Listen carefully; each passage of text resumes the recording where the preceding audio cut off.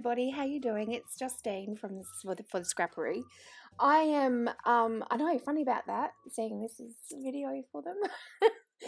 I'm doing a layout in my traveler's notebook, and I'm starting off with everything I'm using at the moment other than the gesso, this which is the white paste that I'm using is my stock. But it's also Dina Wakely. She sells a white gesso.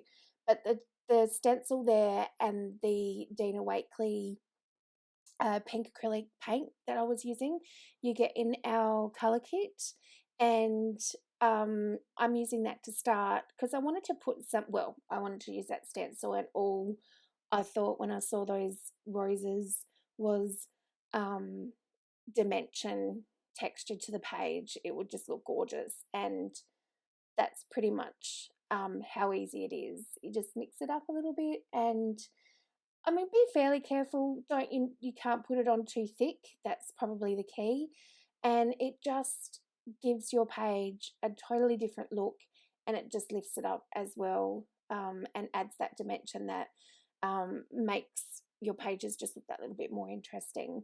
And I'm just ripping up a few. These are actually some of the cards from the Pretty Little Kit, which is our take on Project Life.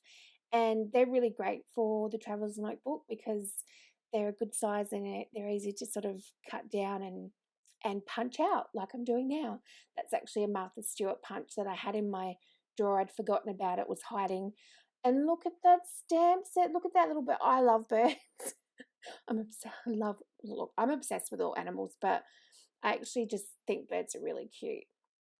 And when I saw that stamp set, I was just like, oh my God, it's too cute.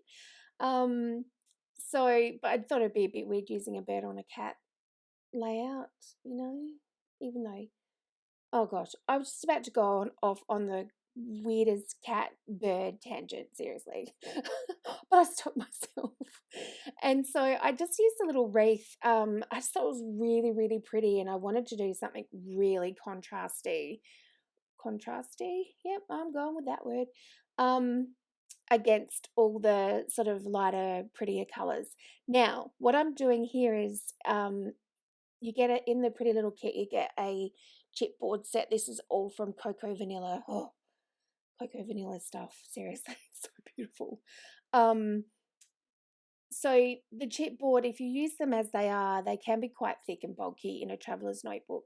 So what I do, as you saw me do just before, is I get a pair of tweezers and I just pull off the layers on the back, the cardboard layers. I'm doing it with the heart there. The cardboard layers on the back of it, they come off really, really easily. I've never had one really rip, or, I've never really wrecked one doing it because it's just layers of cardboard, so they sort of peel off, and it just makes your embellishment really, really thin and takes all the bulkiness out, and you still get to use them. Because when I started doing journaling like this in my traveler's notebook, I started to think, oh no, am I not going to be able to use bulky things like chipboard pieces and that? But that's how you get around it. So I actually find really the only thing I can't use in my traveler's notebook is flare. And I mean, I can, but I just avoid it because it does make it quite bulky. But you still can if it doesn't bother you, of course. I'm just adding a little bit more.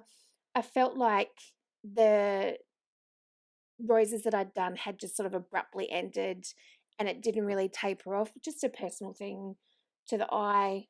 So I just added a little bit more on there, which was really easy to do. You also get these gorgeous vellum pieces in the kit and flowers and butterflies. I mean, I can't.